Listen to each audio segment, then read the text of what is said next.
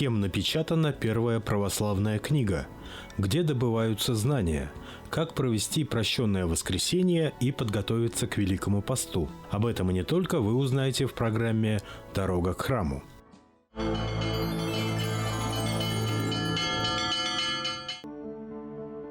«14 марта страна отмечает один из самых молодых государственных праздников – День православной книги. 25 декабря 2009 года Священным Синодом Русской Православной Церкви было принято решение учредить ежегодный День православной книги. Праздник приурочен к дате выпуска первой на Руси печатной книги. С инициативой проведения подобного праздника выступил святейший патриарх Московский и всея Руси Кирилл. Дата праздника – 1 марта. 14 марта по новому стилю. Выбрана не случайно. 1 марта 1564 года была издана первая книга на Московском печатном дворе, которую сумел издать диакон Иван Федоров. С этого времени ведет историю книгопечатания в нашей стране, на нашей родине. И примечательно, что первой книгой была книга «Апостол». Известно, что эта книга используется не только за богослужением, но и в домашнем чтении каждого православного христианина. То есть эта книга применяется для чтения и в быту, в домашних условиях, что и позволило многим людям приобретать ее, по крайней мере, иметь желание приобрести и ознакомиться с этими текстами. Вот мы говорим, вот первая книга у нас какая? «Апостол». Вот меня всегда как-то озадачивало. А почему у нас первая печатная книга «Апостол»? Почему именно «Деяния апостолов»? История, да? И там всегда нужна какая-то точная дата. Это первая точная дата издания. И вот этот «Апостол», изданный с таким вкусом, без единой опечатки, что в нынешние времена большая редкость. Вот. Это, конечно, была не первая книга, напечатанная на Руси. До этого было напечатано уже Евангелие, Псалтирь. И, соответственно, даты не знали. Он учился у этих мастеров. Но дата издания этих книг была еще неизвестна. И вот выходит «Апостол». И следом азбука. Азбука для чего? Потому что для того, чтобы книги стали дешевыми, и для того, чтобы они стали всем известны. Книга имеет огромное значение в христианской традиции. Книга сыграла важнейшую роль в распространении христианского благовестия и многие века служила основным способом хранения и передачи культурной традиции. Мы знаем, что книги стоили очень дорого, и далеко не все могли себе их позволить. Даже не каждый богатый приход. Имелись на приходах обычно лишь избранные чтения евангельские на какой-либо день, и часто храмы даже не имели у себя полного состава Библии. Книгопечатание открывает простор для того, чтобы храмы могли обзавестись печатными, уже не переписанными от руки книгами, а именно печатными, что гарантировало избавление от ошибок, опечаток, описок того или иного переписчика. Поэтому это событие действительно знаменательное. И в этом году уже 10-й раз в Русской Православной Церкви отмечается День православной книги. День православной книги является не просто датой в календаре церковно-общественных праздников, но представляет уникальную культурно-просветительскую программу, возвращающую наше общество к пониманию, условно говоря, откуда есть пошла земля русская. Событие знаменательное, событие значимое. И, конечно, не только 1 марта по старому стилю или 14 по новому, а и в течение всех весенних месяцев проходят различные конференции, круглые столы, различные мероприятия, посвященные изучению и популяризации чтения. Учрежденный праздник призван помочь людям осмыслить значение православной книги, прибегая к ее мудрости и благодати. Православная литература, православные книги – это, прежде всего, конечно, Священное Писание. Это самая, сказать, книга книг, да, которую мы призваны читать ежедневно и всю свою жизнь, перечитывая ее от корки до корки. Но это входит в правило благочестия как христианина, кроме молитвенного правила, совершать еще чтение Нового Завета, апостольских деяний и книги Псалтирь. Особенность чтения православных книг, прежде всего, Священного Писания, в том, что он не просто получает некую информацию о чем-то, он слышит Слово Божие, обращенное лично к нему. Современный же человек, живя в своем зачастую таком изолированном от других людей мире и стремясь построить свой собственный внутренний какой-то рай, в мире безмятежия, мало заинтересован в таких смущающих совести призывах евангельских.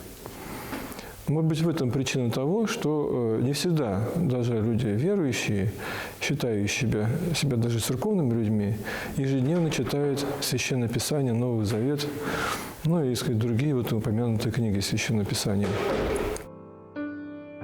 У православной литературы, приоритетами которой являются духовные блага и ценности, есть неоспоримые преимущества перед книгами мирскими. Они не проповедуют того, что идет вразрез со Словом Божьим.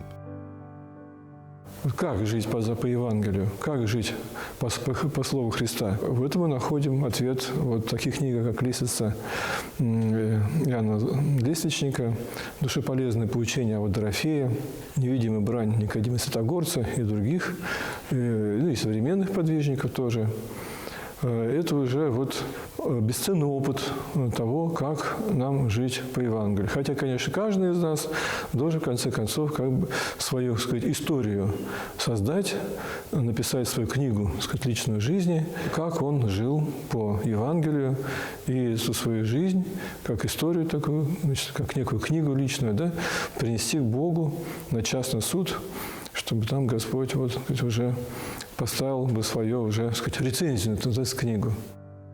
Сегодня от каждого из нас зависит очень многое, ведь какими будут наши мысли, такими же будут и наши поступки, таким будет и наше будущее. Проще говоря, что посеешь, то и пожнешь. Люди не всегда читают то, что должны читать ежедневно. Читают, то, что тоже, конечно, полезно, рассказывают о чудесах, это тоже укрепляет в вере.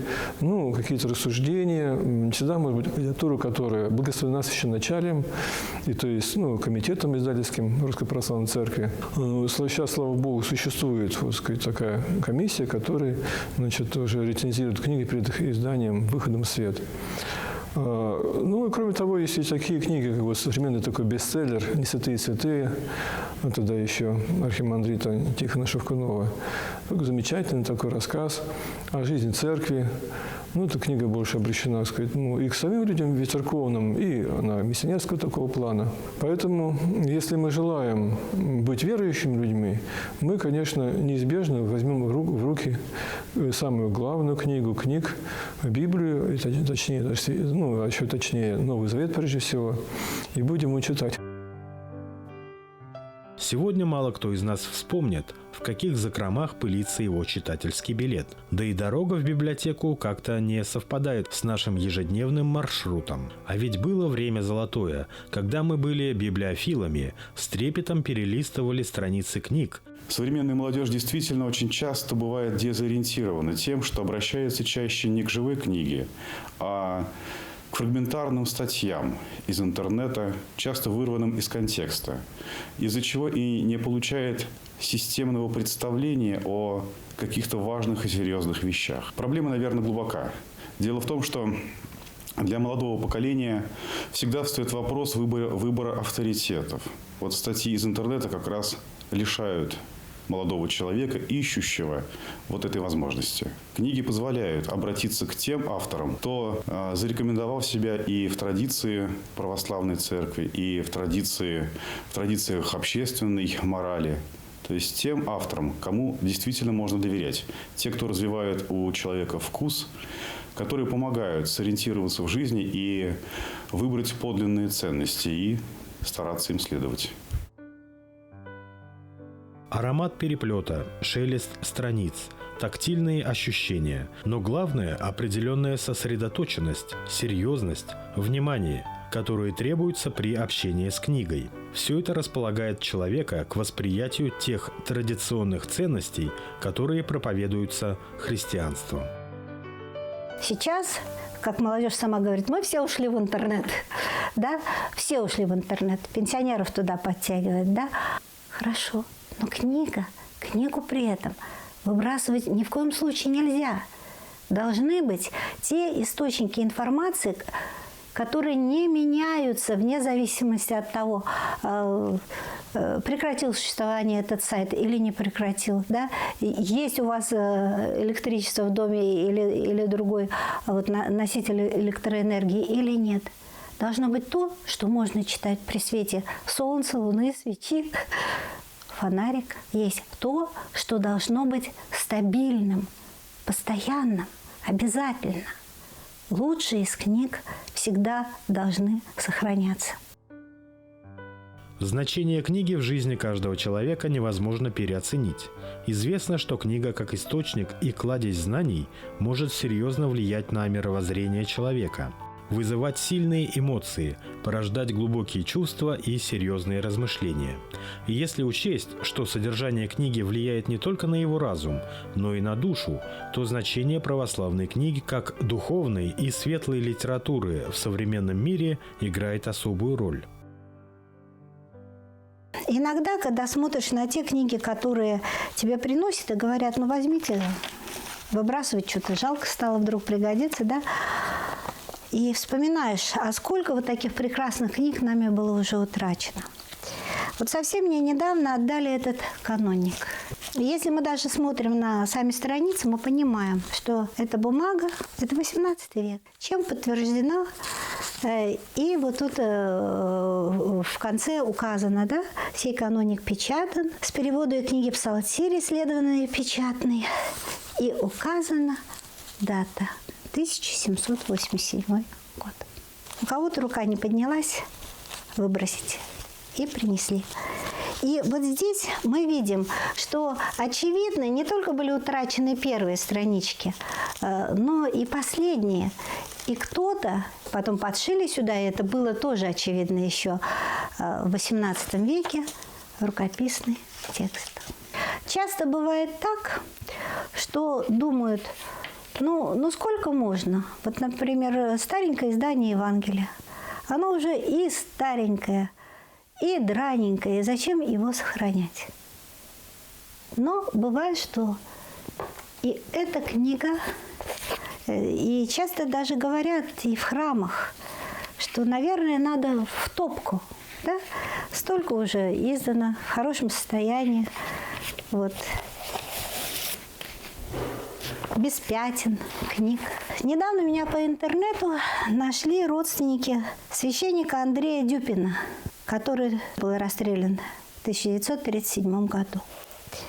Его дочку, которая все время была при Сергиевском храме, называли Евгения Плачущая, потому что глаза у нее всегда были мокрые от слез. Она не забывала ни погибшего отца, ни потом погибшего сына. Отец Моисей говорил, твой сын сейчас рядом с отцом стоит, с мучеником. И вот она подарила в церковно-краеведческий музей вот такое Евангелие, принадлежавшее ее отцу, который служил в бедных храмах. Одно время он в нашем храме служил, потом его в деревню послали, да? Но для него самым драгоценным было Евангелие и богослужебные книги. И вот, когда меня нашли по интернету его родственники и сказали, ну вот хоть что-то бы посмотреть, каким был он наш, этот родственник, священномученик, священник. Я им выслала электронную фотографию, да, вот по интернету я им выслала, да, отец Андрей Дюпин. И вот это Евангелие. И мне ответили эти сибиряки до слез. Спасибо, мы почувствовали, что он рядом с нами. И вот еще книга прекрасная, которую я хотела бы показать. Тоже с драгоценной надписью. Евангелие, изданное в Петрограде в 1917 году. накануне вот этого страшного перелома в жизни нашего государства. А подарено оно было уже в 1930 году с такой надписью: «Боголюбивой рабе Божией Параскеве на молитвенное утешение и память с любовью епископ Вениамин». У нас был епископ Вениамин Троицкий.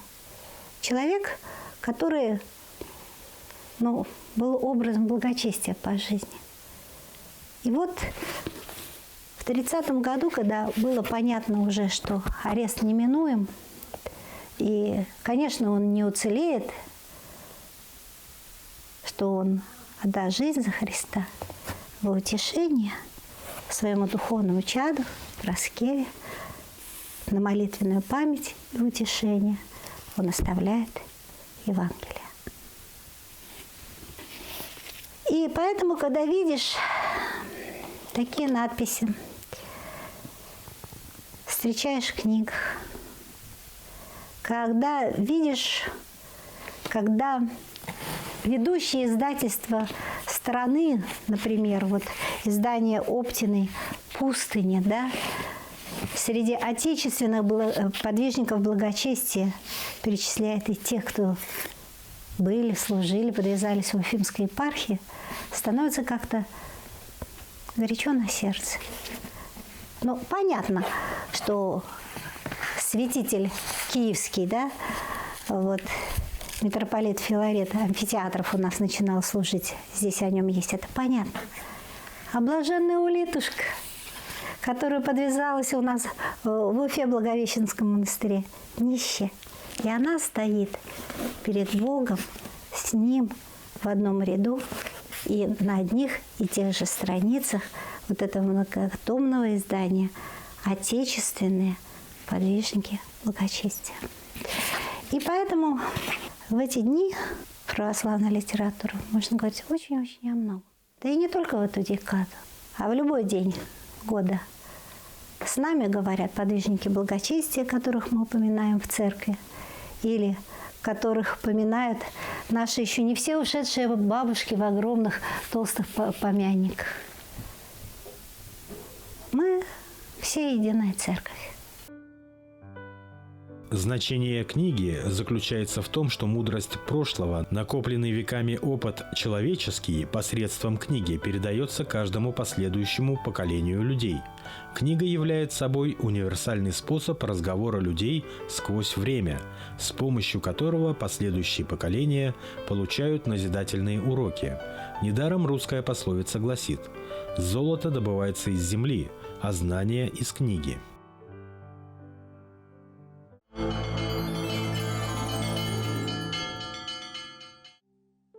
Сегодня последний день Масленичной недели, Прощенное воскресенье, которое празднуется ежегодно перед главным православным Великим постом. Красивая и вроде бы простая традиция – у всех просить прощения. А какой же духовный смысл у обычая просить у всех прощения? Прощенному воскресенью предшествует целая неделя, которая называется Масленичной. В эти дни принято ходить друг к другу в гости, на блины, на какие-то совместные посиделки, встречи, которые благословляются церковью для конкретной цели. Для того, чтобы суметь встретиться со всеми теми людьми, кто для нас близок и дорог, но между которыми могли возникнуть у нас противоречия, какая-то недосказанность. То есть целая неделя была дана для того, чтобы суметь найти время для этих встреч, увидеть друг друга в глаза. И не только сегодня, в последний воскресный день, прощенное воскресенье, но на протяжении всей недели успеть примириться друг с другом. В храмах совершается особый чин, который так и называется чин прощения, в котором все пришедшие в этот день в храм и спрашивают друг у друга, у священства, у Бога прощения перед началом особого периода в жизни церкви перед Великим постом. Не случайно у древних отцов есть сравнение Великого поста с неким путешествием. И традиция эта идет с древних палестинских монастырей, когда монахи перед началом Великого Поста, в день прощенного воскресения, все причащались святых христовых тайн и спрашивали друг у друга прощения и расходились в пустыню. Они не знали, кто из них вернется оттуда живым, потому что пустыни тех времен были действительно местом диким, где изнывающие жара, солнечный зной, дикие звери могли нападать на подвижников. И поэтому, как бы в последний раз, прося друг у друга прощения, люди вступали на поприще вот этого духовного шествия. Сегодня мы, помня об этой традиции, точно так же спрашиваем друг у друга прощения. С одной стороны, для того, чтобы с чистым сердцем вступить в святые дни Великого Поста, с другой стороны, в память об этой древней традиции. Поэтому сегодня мы также призываемся Церковью от всего сердца простить всех тех, кто причинял нам обиды, досады, скорби. Если человек находится рядом, то лучше всего встретиться с ним. Если же нет, то, по крайней мере, из своего сердца отпустить неприязнь и обиду. По крайней мере, со своей стороны отпустить все то, что могло остаться. Впереди Великий пост. Пост длительный, пост, который будет проходить целых 7 недель. Первые 6 недель называются Великая или Святая Четыредесятница, то есть 40 дней пощения. Этот пост отличается от прочих других постов тем, что он действительно особенно строг. Этот пост меняет и богослужение в храме, призывает поменять и поведение каждого христианина. Меняется очень многое. Внешне это выражается в смене и церковных облачений, и в ритме службы. И все это предполагает, что поможет человеку изменить свой ритм. Пост призывает человека как бы остановиться в общем беге его жизни. Постараться отойти от суеты, постараться сосредоточиться на себе, на своих мыслях, но и, что очень важно, всмотреться в тех, кто рядом. Может быть, он в остальное время не замечал тех людей, кто так остро в нем нуждается. Вот это, наверное, самая главная сторона поста, на которую стоит обратить внимание всем тем, кто хочет, может быть, впервые попробовать свои силы в пощении, и для тех, кто уже это делает неоднократно.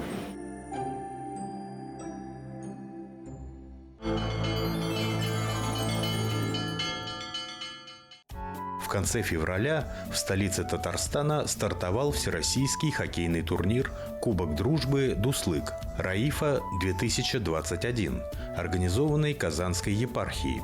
Торжественное открытие спортивного праздника, проводимого по благословению митрополита Казанского и Татарстанского Кирилла, прошло на Казанской ледовой арене «Баска». Аналогов проведения такого турнира нет ни в Республике Татарстан, ни в России-матушке. Первая игра турнира состоялась между Казанским хоккейным клубом «Добрыня» и хоккейной сборной Салаватской епархии Дмитрий Донской. В команде Дмитрий Донской выступают священноначалие, духовенство и миряне города Салавата. Несмотря на серьезную и бескомпромиссную игру, первая встреча закончилась крупной победой казанских хоккеистов со счетом 11-3. Лучшим игроком матча стал вратарь, капитан и духовник клуба Дмитрий Донской, священник Олег Кабуков. В итоговой таблице соревнований команда Дмитрий Донской Салаватской епархии заняла 5-е место.